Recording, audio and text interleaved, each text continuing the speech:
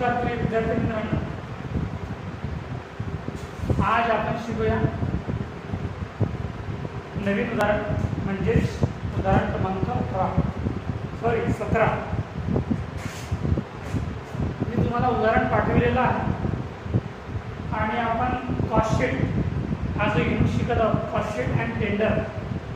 तर या युनिटचा आपण एक भाग आज संपविणार आहोत, तो म्हणजे कॉस्टशीट. कॉस्टशीटचे आपण 14-15 उदाहरण झालेले आहेत. आणखी 1-2 उदाहरण घेऊया, म्हणजे आज आपण कॉस्टशीट हा एक भाग संपवूया आणि याच्यानंतरचा भाग राहणार आहे या युनिटमध्ये टेंडर, त्याला आपण निविदा म्हणतो आहे. तर तो आपण पुढच्या शिकायला सुरू करूया निविदा. पण त्याच्या आधी आपण कॉस्टशीटचे 1-2 उदाहरण घेऊया, म्हणजे आपले 15-16 उदाहरण एका भागावर होतील आणि ते तुमच्या अभ्यासासाठी, तुम्हाला स्टडी करायसाठी भरपूर उदाहरण होते. आणि टेंडरवरचे आपल्याला खूप सारे उदाहरण घ्यायचे आहे. तर तुम्हाला मी आज उदाहरण पाठविलं आहे ग्रुपवर PDF स्वरूपात. तरी बघा, मी उदाहरणाचं वाचन करतो आहे. Problem number 16.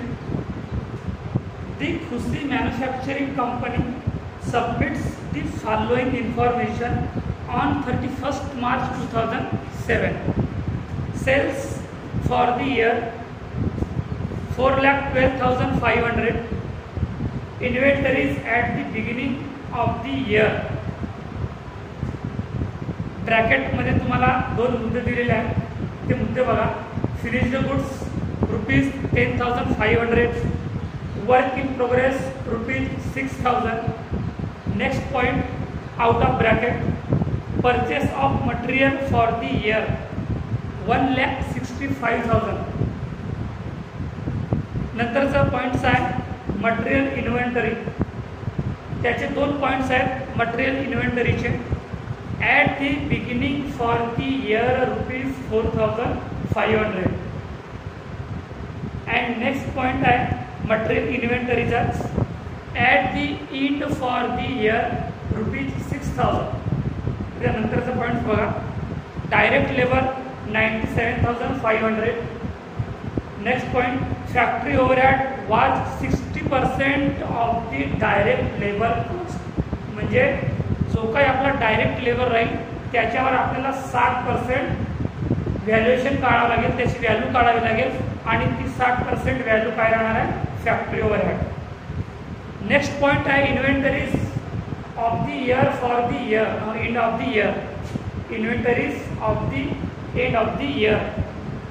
ब्रॅकेट दिलेला आहे, त्या ब्रॅकेटमध्ये 2 पॉईंट्स दिलेले आहेत. पहिलं points work in progress ₹9,000 and finished goods 12,000. नंतर other expenses for the year. Selling price 10% of sales, म्हणजे जो काही आपला सेलिंग अँड डिस्ट्रीब्युशन राहणार आहे ती व्हॅल्यू आपल्याला 10% सेल्सवर घ्यायची आणि सेल्स तुम्हाला दिलेला आहे 4,12,500. नंतर ॲडमिनिस्ट्रेटिव्ह एक्सपेन्सेस 5% ऑफ सेल्स. जो काही आपला ऑफिस ओव्हरहेड राहणार आहे तर त्याच्यातला मुद्दा आहे हा ॲडमिनिस्ट्रेटिव्ह एक्सपेन्सेस. आपल्याला 5% सेल्सचे घ्यायचे आहेत आणि सेल्स आहे 4,12,500. Prepare a statement of cost. आपल्याला कॉस्टशीट तयार करायची आहे. या उदाहरणात नेमकी तारीख दिलेली नाही आहे. जी काय 31 मार्च 2007 ही जी तारीख दिलेली आहे, पण प्रत्यक्षात ती तारीख ओपनिंग आहे की क्लोजिंग आहे असं दिलेलं नाही आहे. तर आपण opening material, closing material, opening work in progress, closing work in progress, opening finished goods किंवा क्लोजिंग फिनिश्ड गुड्स हे कसे लक्षात घेऊया. तर बघा, जो तुम्हाला दुसरा पॉईंट दिलेला आहे inventories at the beginning for the year आणि फिनिश्ड गुड्स दिलेला आहे आणि वर्क इन प्रोग्रेस दिलेला आहे. आणि जो काही पॉईंट्स नंतर खाली दिलेला आहे इन ब्रॅकेटमध्ये, तर तो एंड ऑफ द इयर म्हणजेच क्लोजिंग डेटचं तुम्हाला पॉईंट्स दिलेला आहे, खर्च दिलेला आहे. एंड ऑफ द इयर म्हटलेलं आहे तर समजून द्यायचं की ते वर्षाच्या शेवटची रक्कम आहे, वर्षाचे शेवटचे खर्च आहे. तर सुरुवात करूया विद्यार्थ्यांना. उदाहरण छान आहे. कॉस्ट शीट वरचे आता शेवटचे आपले उदाहरण आहेत, एक दोन उदाहरण आपण घेऊया आणि कॉस्ट शीट आपण इथे संपवूया.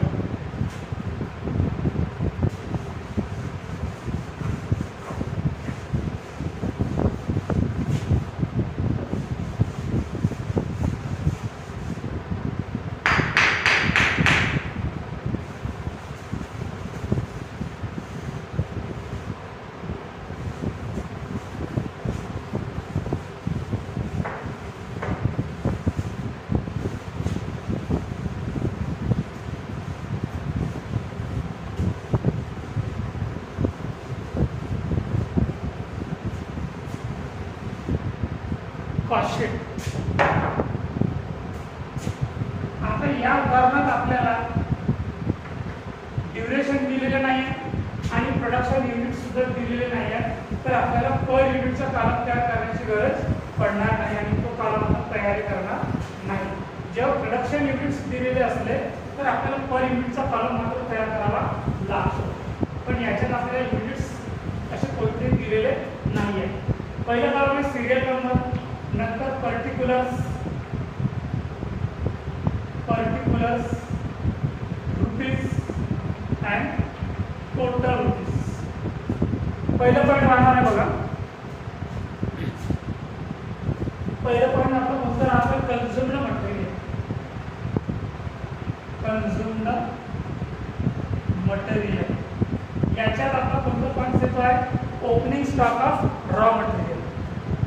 तर बघा आपल्याला दिलेला आहे मटेरियल इन्व्हेंटरी मध्ये at the beginning for the year ₹4500.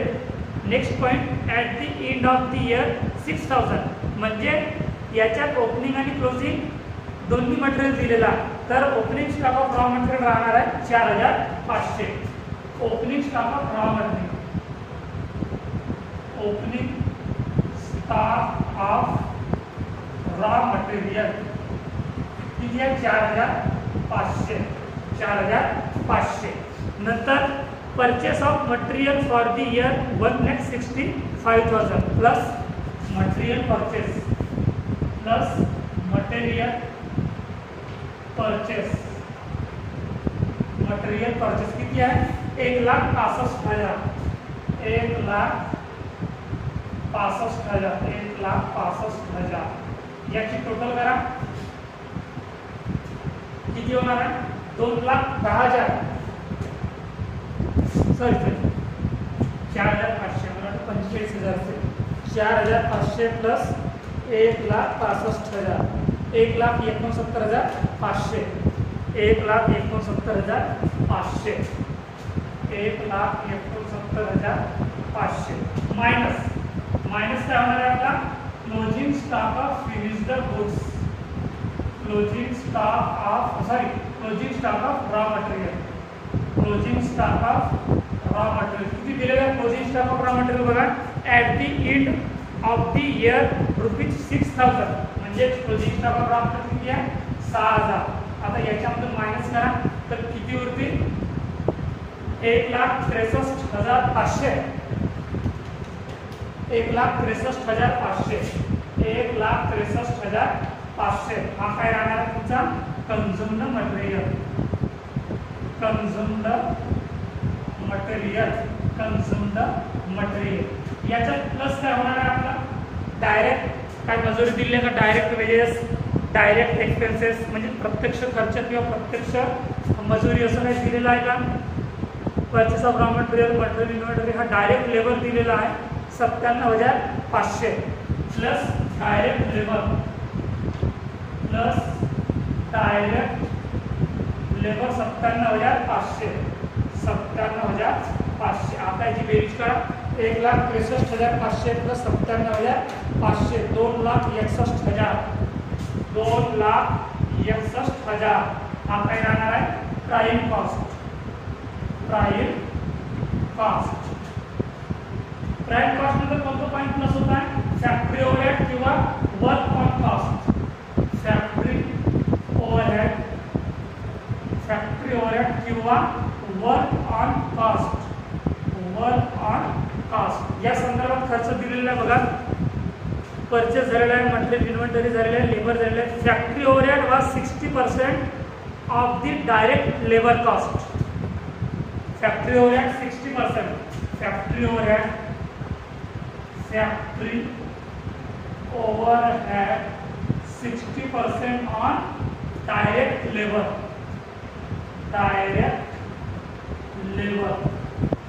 Direct लेबरवर आपल्याला 60% घ्यायचे आहे. डायरेक्ट लेबर किती दिलेलं आहे? 97,500. तर 97,500 गुणिला 60% भागिला 100 किती निघतील? 97,500 चे 97,500 गुणिला 60 भागिला 100 58,500. 58,500. अजून काही खर्च दिलेले आहेत का फॅक्टरी संदर्भात?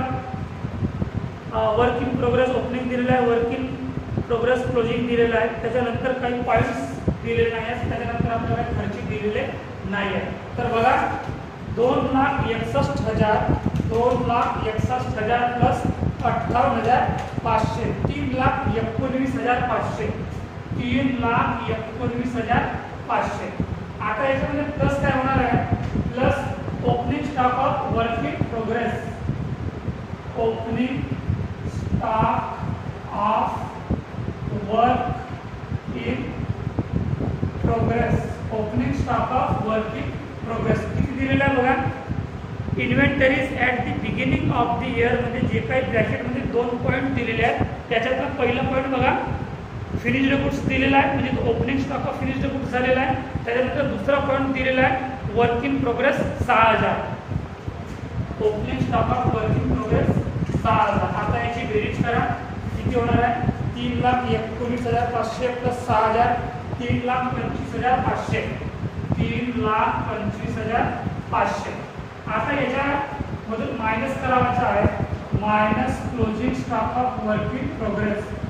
Minus closing stock of work in progress. Minus closing stock of work in progress किती दिलेलं आहे? Closing stock of work in progress 9,000. म्हणून याच्यामधून 9,000 मायनस होतील. 3,25,500 मायनस 9,000 तर 3,16,500. 3,16,500 हा काय राहणार आहे? फॅक्टरी कॉस्ट किंवा work cost.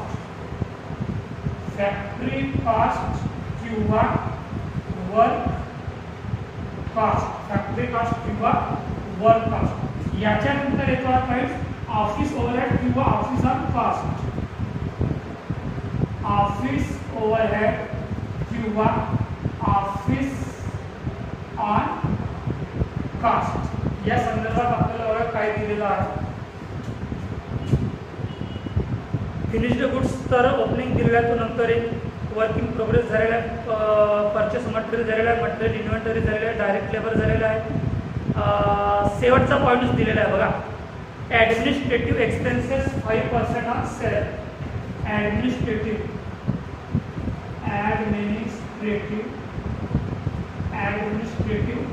expenses 5% on sales. 5% on sales. तुम्हाला उदाहरणार्थ सेल्स दिलेला आहे, त्या सेल्सवर आपल्याला 5% ॲडमिनिस्ट्रेटिव्ह एक्सपेन्सेस घ्यायचं आहे. सेल्स किती आहे बघा? पहिल्या पॉईंट आहे सेल्सचा 4,12,500. 4,12,500 गुणिला 5% भागिला 100 किती निघेल? 4,12,500 गुणिला 5 भागिला 100 20,625. 20,625. आणखी काही खर्च दिलेले आहेत ऑफिस संदर्भात? सेलिंग नाही. आता याची टोटल करा. 3,16,500 3,16,500 प्लस 20,625. 3,16,500 प्लस 20,625 किती आलेलं आहे? 3,37,125. 3,37,125 हा काय राहणार आहे? Cost of production. Cost of production. त्याच्यानंतर plus opening stock of finished goods. Opening stock of finished goods. Opening stock of finished goods किती दिलेलं आहे? पहिल्याच पॉईंट दुसरं पॉईंट आहे inventories at the beginning for the year. त्याच्यात पहिला point दिलेला आहे फिनिश्ड गुड्स 10,500. 10,500. आता याची बेरीज करा. 3,37,125 प्लस 10,500 3,47,625. 3,47,625. याच्यामधून मायनस होणार आहे minus closing stock of finished goods. Closing stock of finished goods किती आहे? 12,000. Closing stock of finished goods 12,000. शेवटचा जो इन ब्रॅकेटमध्ये जी काही रक्कम दिलेली आहे ती बघा 12,000. याच्यामधून 12,000 मायनस करा तर 3,35,625. 3,35,625 हा काय राहणार आहे? Cost of good sold. Cost of good sold. याच्यानंतर शेवटचा पॉईंट कॅल्क्युलेशन होणार आहे selling and distribution expenses.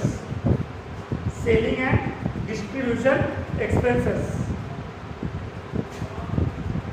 Selling and distribution. Selling and distribution expenses. बघा या संदर्भात आपल्याला काय दिलेलं आहे? अदर एक्सपेन्सेस मध्ये दिलेला आहे selling expenses 10% of sales. Selling expenses. Selling expenses 10% of sales. 10% of sales. Sales किती आहे? 4,12,500.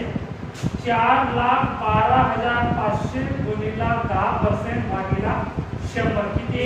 41,250.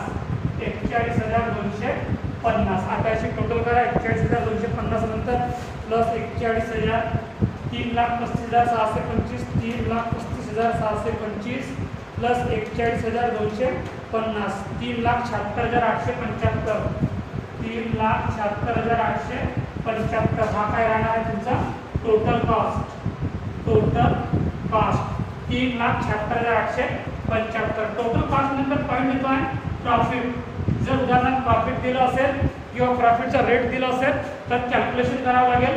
पण या उदाहरणात आपल्याला प्रॉफिट संदर्भात काहीच दिलेलं नाही आहे, म्हणजे त्याचा रेट सुद्धा दिलेला नाही आहे आणि अमाऊंट सुद्धा दिलेली नाही आहे.